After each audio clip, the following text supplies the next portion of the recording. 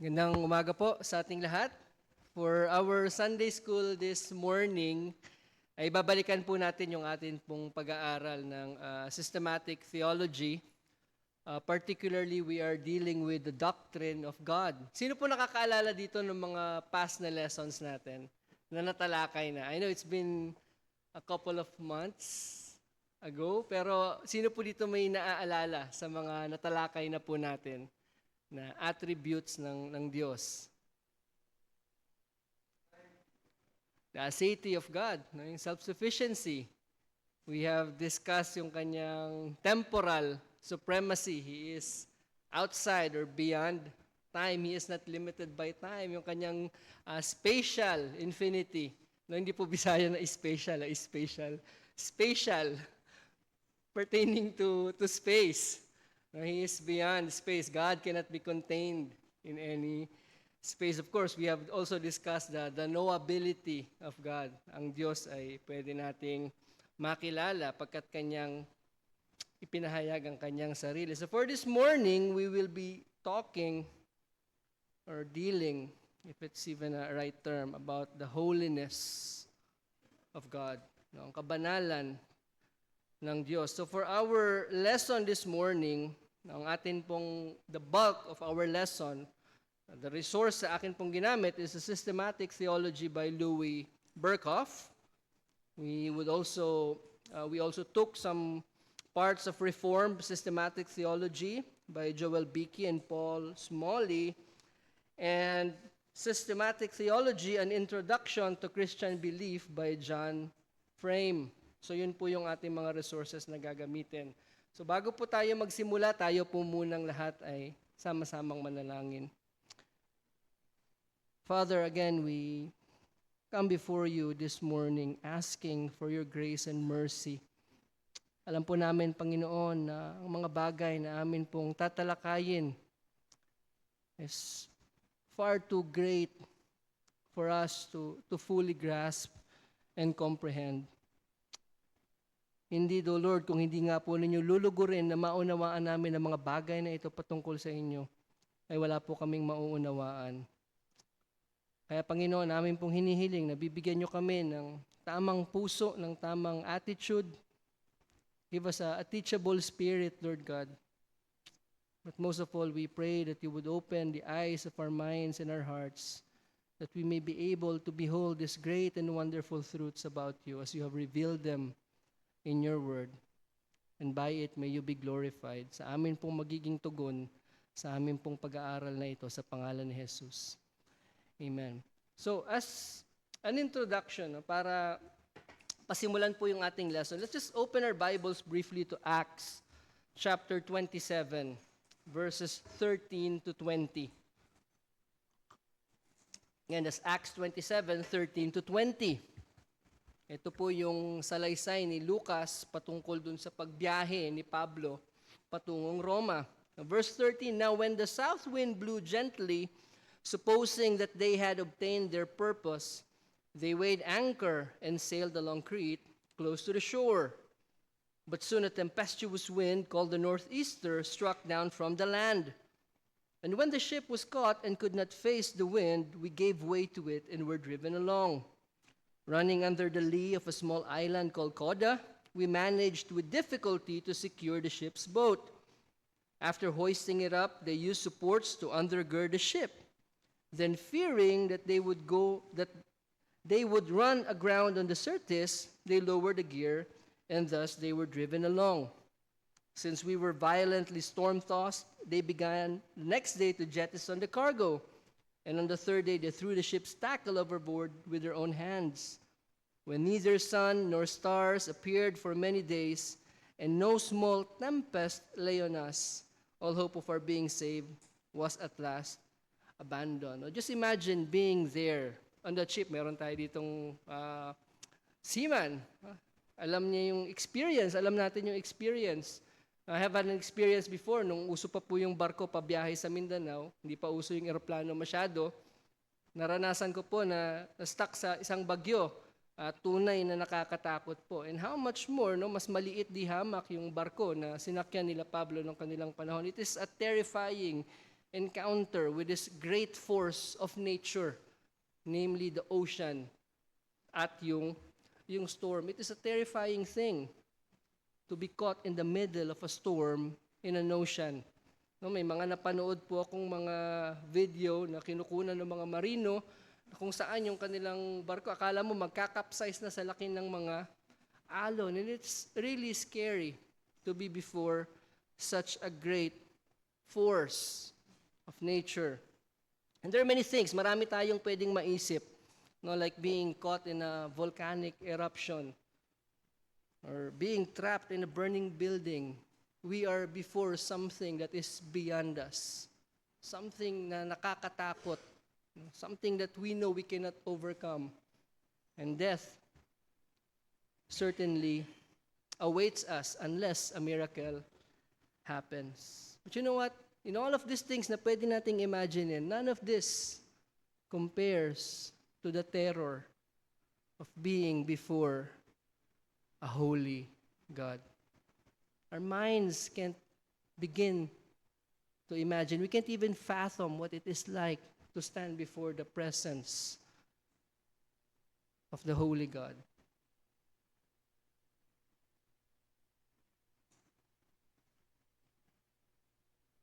The Israelites, nung ibinigay ng Diyos yung kautusan doon sa Mount Sinai, they saw the thunder. They heard the flashes of lightning. They saw the flashes of lightning. They heard the sound of the trumpet. They saw the mountain smoking. And they were afraid. Natakot sila. What a sight to behold. They trembled. They dared not go near the mountain. They begged Moses, do not let God speak to us, lest we die. They were trembling before the presence of the holy God. Ano sinabi ng Diyos kay Moses when Moses asked God, show me your glory? God told Moses, no man, that is no sinner, can ever see my face and live. Yes, Moses was granted, access to behold a very veiled part, a very veiled portion of his glory. God referred to it as his hind parts. And yet Moses was changed. His face glowed. It shone like the sun, and the people were afraid to go near Moses, that he had to put a veil on his face. Isaiah chapter 6, lagi po itong nababanggit sa atin in reminding us about the holiness, the majesty of God. When he saw the vision of the Lord seated on his throne, isa lamang yung naging conclusion niya. I am doomed. Woe is me, for I am undone, for I am a man of unclean lips, and I live amidst a people of unclean lips. These men, these people, had a glimpse of the holiness, the holy God. And I hope that reminds us today that the God that we worship is holy. He is not something to be trifled with. He is not something to be treated with contempt. Ang Diyos na ating sinasamba ay banal.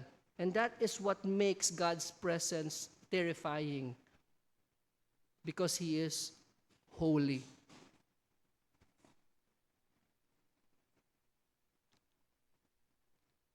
The reason that no sinner na walang makasalanan na pwedeng makatayo sa presensya ng Diyos at mabubuhay is because God is holy. Yes, yung mga tao na nabanggit natin kanina, Isaiah, Moses, they had an encounter with God. Moses encountered God in the burning bush. First time. But they saw a glimpse, a veiled manifestation of His glory, which is an act of His mercy and grace. Apart from that, people would surely die. Si Manoah, yung tatay ni Samson, sa book of Judges, when he realized that the angel that he was speaking with, the angel of the Lord, was God Himself, ano sabi niya? We shall surely die, for we have seen God.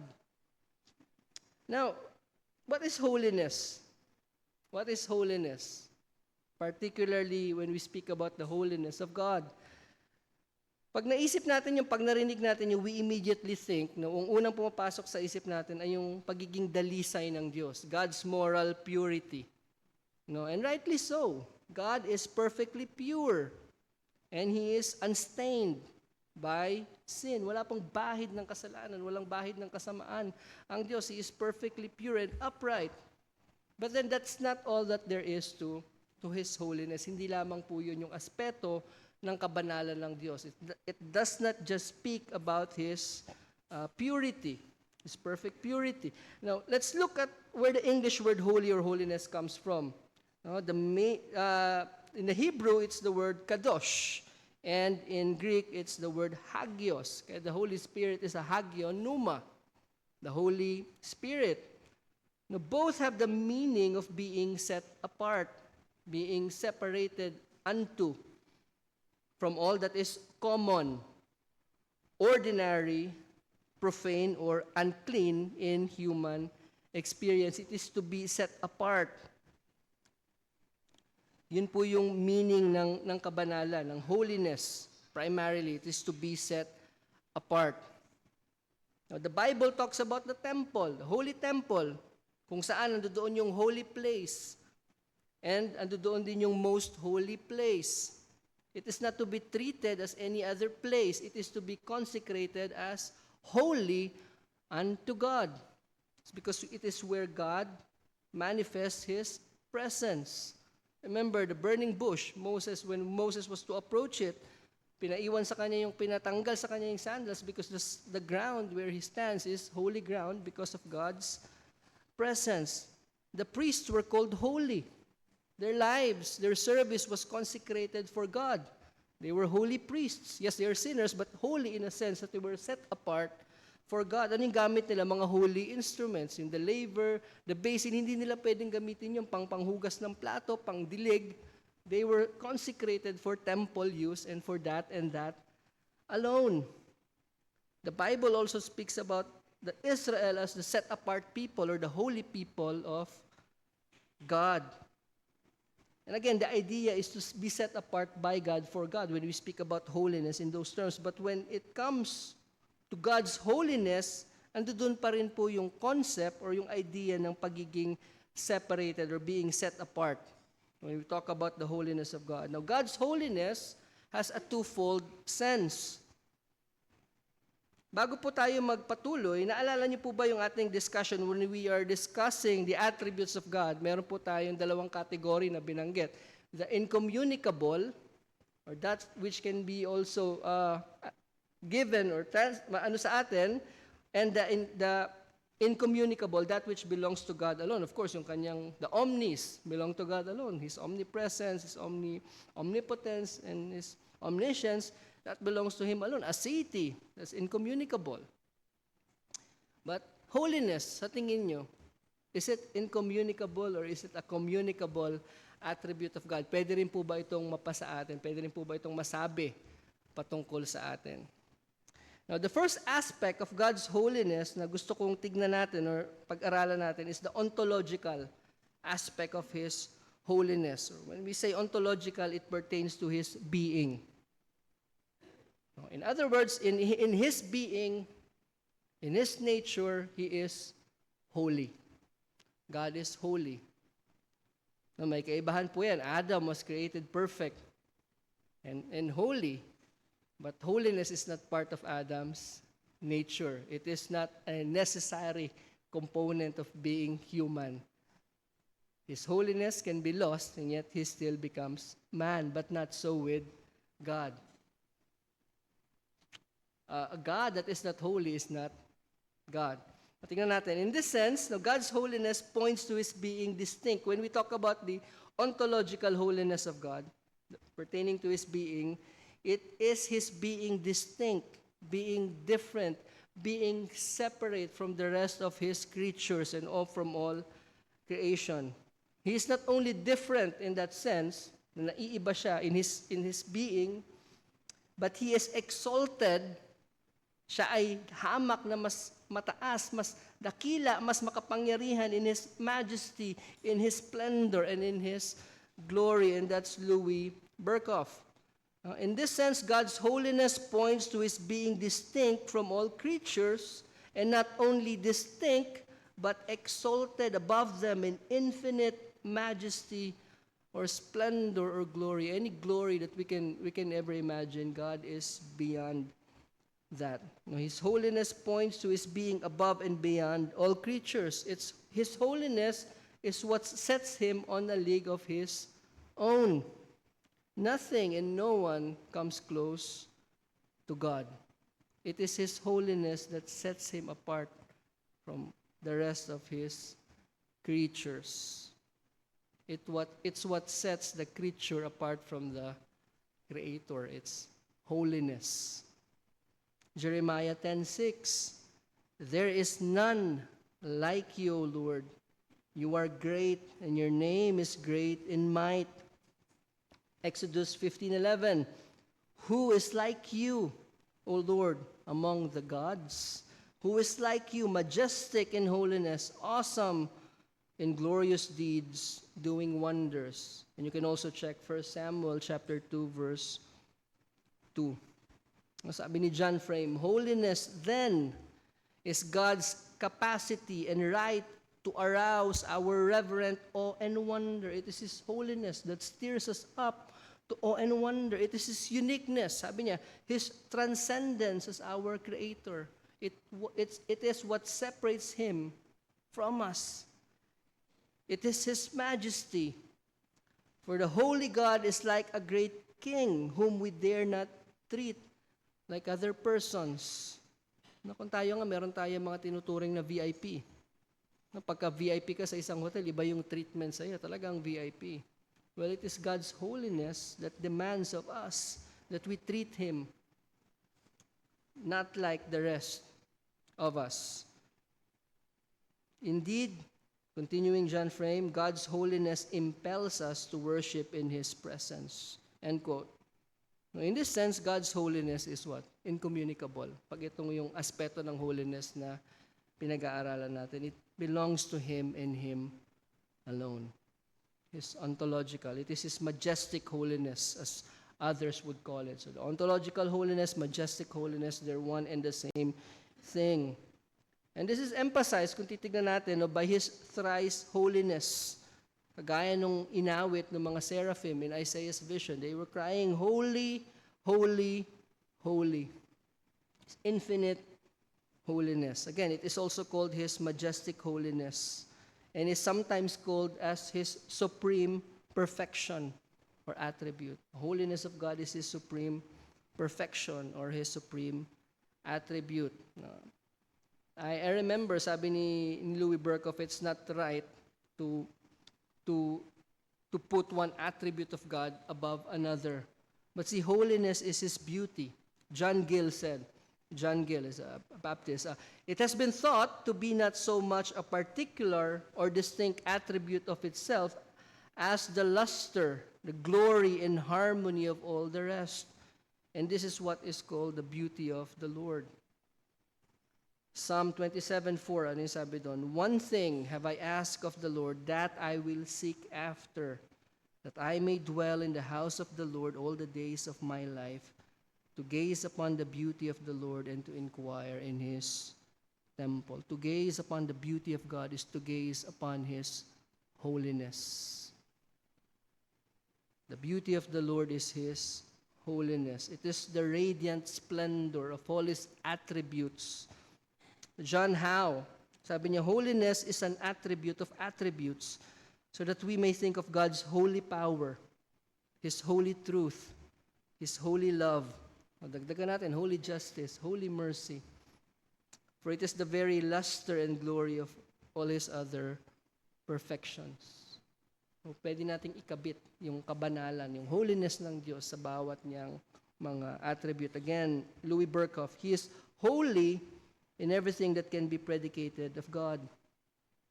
Anything that can be attached to the name of God. He is holy in everything that reveals Him. In His goodness, He is holy. In His grace, He is holy, as well as in His justice and in His wrath. In all of these things, He is holy. He is set apart. He is by Himself. All of His attributes are holy. No, isang German theologian, si Rudolf Otto, he regards God's holiness as part of the non-rational in God.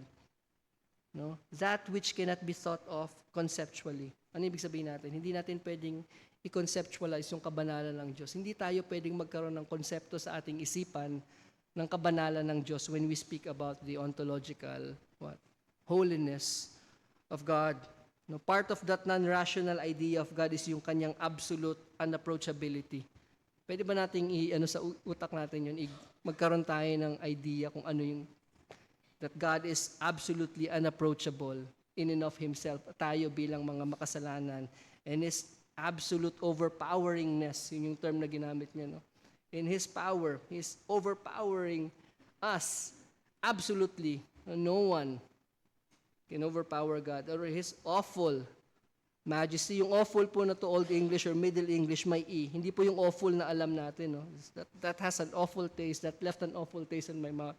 Kaya pag kinakanta po natin yung how sweet and awful is that place, tanggalin po natin yung modern concept ng awful. No? Ang awful, ibig sabihin terrifying or dreadful. That which inspires awe. No? So siguro kailangan explain natin. Sinakanta natin pag may bisita, how sweet and awful is that place. Dapat siguro maintindihan ng mga ibang hindi nakakaalam. I mean, it might. I think a kid, one of my kids asked me, how is it awful? 1 Timothy 6:16. Who alone has immortality, who dwells in unapproachable light, whom no one has ever seen or can see. To Him be honor and eternal dominion. Amen. Again, we can have a concept of justice. Now, meron tayong konsepto ng hustisya. Alam natin kung ano yung hustisya. Now, when we speak about God's justice, tayo bilang tao sa ating eksperyensya, alam natin yung hustisya.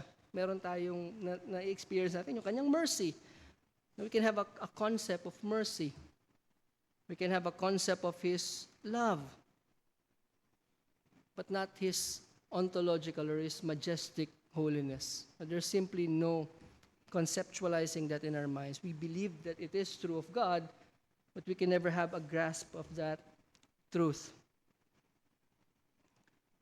So when we think of God's holiness in this light, His majestic holiness, yung kanyang ontological holiness, and we put it together with those ideas of Him being unapproachable, of Him being infinitely overpowering us in His majesty that is awful, ano yung magiging tugon? Sabi ni Louis Berkhoff, it awakens in man, it should awaken in us, a sense of absolute nothingness.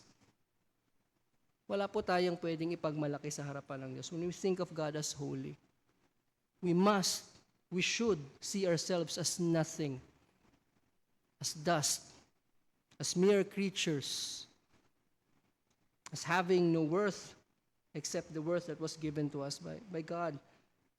It awakens in man a sense of absolute nothingness, a creature consciousness or creature feeling leading to absolute self-abasement.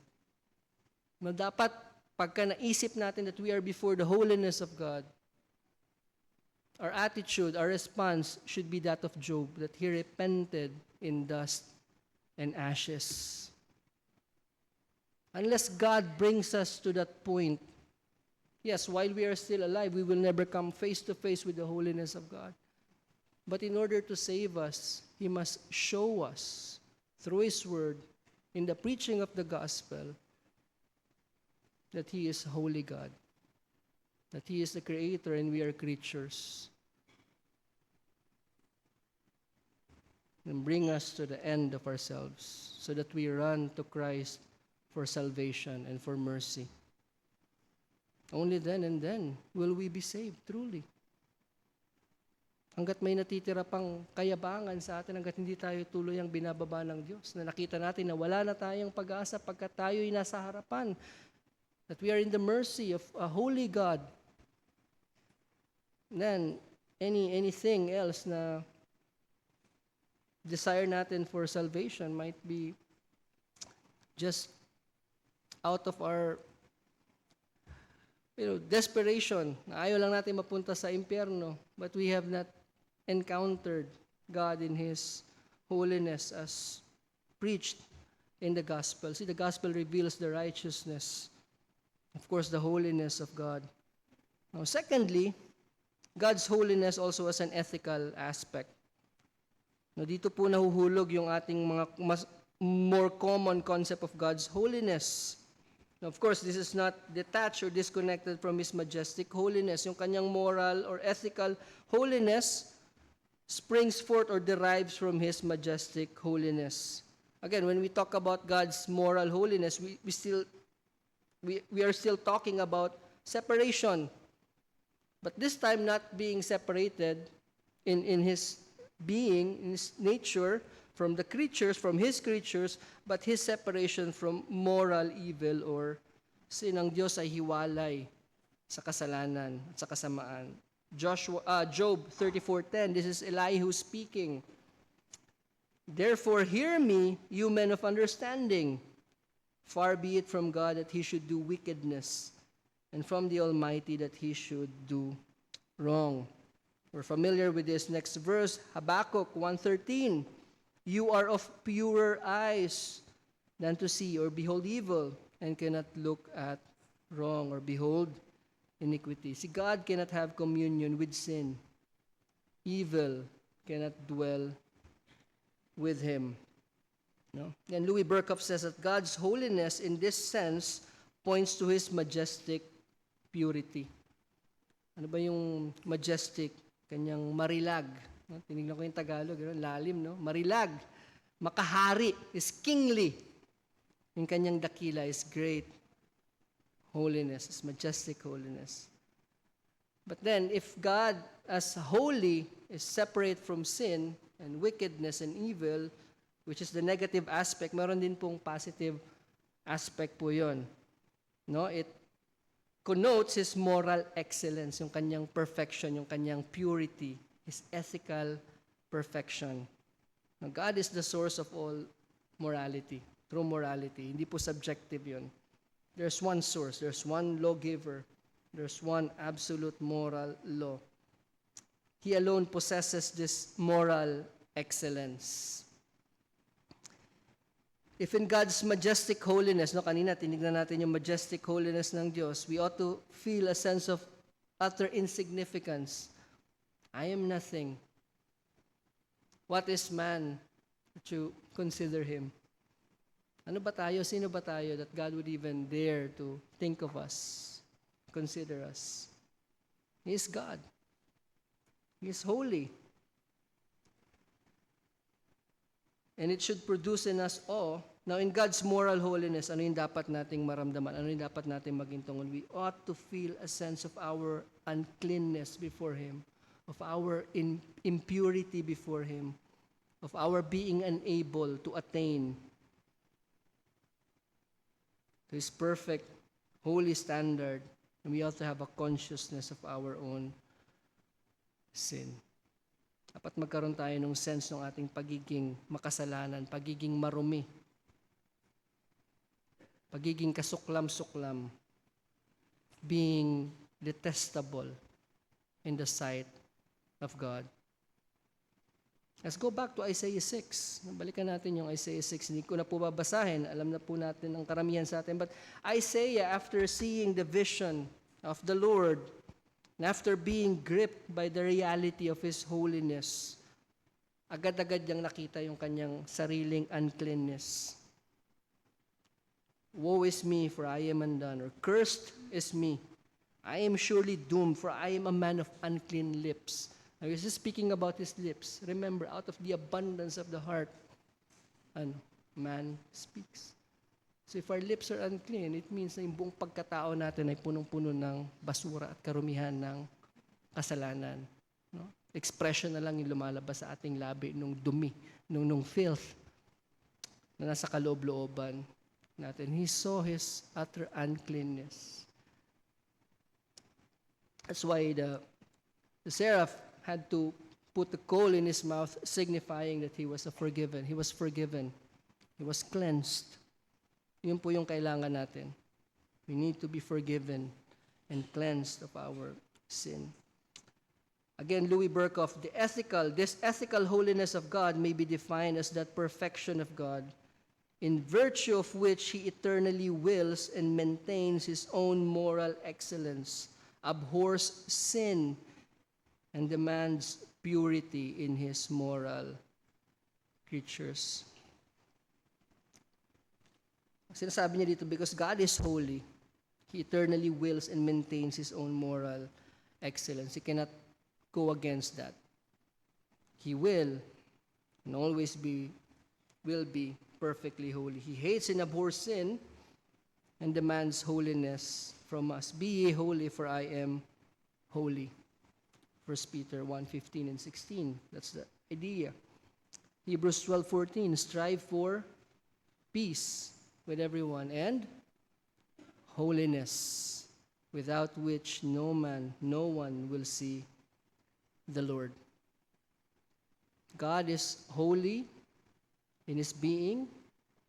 God is holy in his absolute moral purity, and he demands of us holiness as his moral creatures. Thirdly, tignan po natin yung manifestation. Paano po ba pinakita, pinamalas ng Diyos yung kanyang kabanalan? God's holiness is revealed in the moral law, the law which is planted in the hearts of men. Yun po yung binabanggit ni Pablo. The Gentiles who do not have the law, yet have the law written in their hearts. God's holiness is revealed in the moral law, which speaks through our what? Conscience. The conscience tells us about the moral law of God. And that law reveals his holiness. And more specifically, pinahayag ng Diyos yung kanyang kabanalan through the law in his word, which is his special revelation. No, so saan po natin makikita most prominently yung moral law ng Panginoon? In the giving of the law to Israel, sa kanyang pagbibigay ng batas sa bansang Israel. You see, if you look at the law, the entirety of the law in all aspects was for the purpose of what? Impressing upon Israel God's what? Holiness. And their need to be holy. If you read at Leviticus, no, it might be boring for many of us, but it shows us that God is holy. You cannot worship him any way you want. He has to be worshipped, he has to be approached in the way that he himself what? Desires and commands us.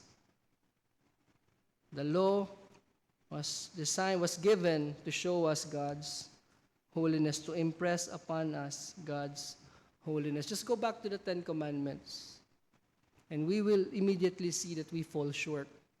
We fall short of God's holiness.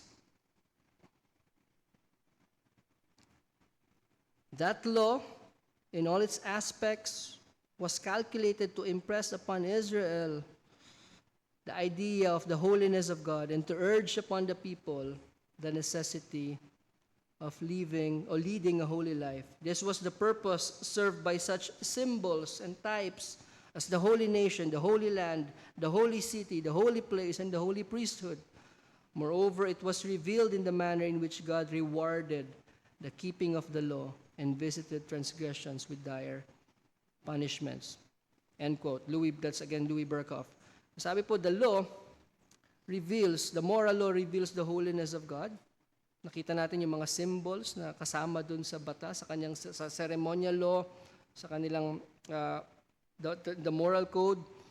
And it is also revealed, God's holiness is also revealed in the manner that he rewards obedience and punishes the transgression of his law. So doon po sa mga bagay na yun, makita natin yung kabanalan ng Diyos. Again, when you think of a disobedient son or daughter, having the punishment of being stoned to death, that's not brutality, that shows the holiness of God.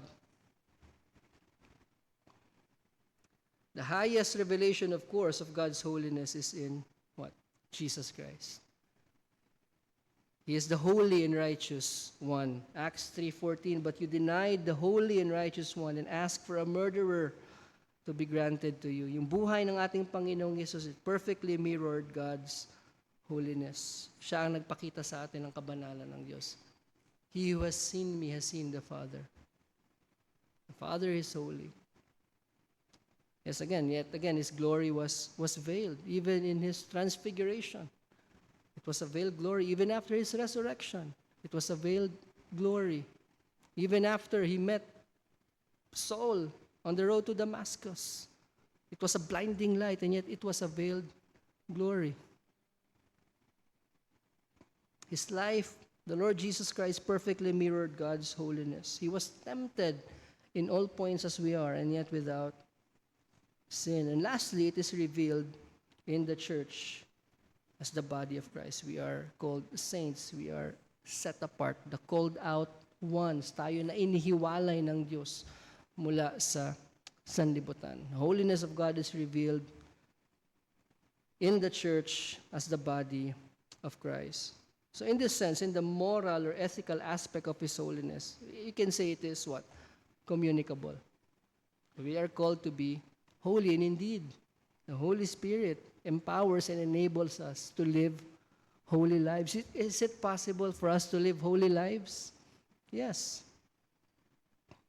Can we be perfectly holy? No. But we can live holy lives through the empowering of the Holy Spirit. Remember, God saved us unto what? Unto holiness. Yun po yung kalooban ng Diyos sa atin. He saved us unto good works, unto holiness. So every one of us ought to be headed in that direction. Now let me close with this. J.C. Ryle describes what true practical holiness is in his book, Holiness. Sabi niya, holiness is the habit of being of one mind with God, hating what He hates, loving what He loves, and measuring everything in this world by the standard of His Word. A holy person will endeavor to shun every known sin and to keep every known commandment. He will strive to be like our Lord Jesus Christ. He will pursue meekness, patience, gentleness, self-control in word, in deed, self-denial, love, kindness, mercy, purity of heart, fear of God, humility and faithfulness in all his responsibilities. A holy person will endeavor to set his affections entirely on things above and to hold things on earth with a very loose hand. So from there we get an idea what it is to live a holy life. And we cannot do this in and of ourselves. We need the grace of God. We need the empowering and the aid of the Holy Spirit. Now, just a few questions for reflection before we pray. How does knowing or being reminded of God's holiness affect the way that we approach worship? How will this affect the way that we approach worship today? Paano po ito makakaapekto sa ating paglapit sa Diyos after being reminded of His majestic holiness and His absolute moral purity? How does this enhance our appreciation of our salvation, that we, unholy, wicked sinners as we are, and He, being the holy God, would condescend, save us, would give His Son for our salvation, so that we too might share in His holiness? How does that enhance our gratitude para sa ating kaligtasan? That God would make Himself known to us. Remember, God does not need any one of us. He is perfectly holy. He is perfectly just and merciful and love even without us. He does not need to create us. Thus, knowing that God is transcendent in His holiness, and yet He condescends to make Himself known to sinful creatures as you and me, produce in us profound sense of awe and gratitude. Meron ba tayong pasasalamat sa ating mga puso? Bagaman ang Diyos ay banal at tayo ay makasalanan, nalugod siya na iligtas tayong lahat.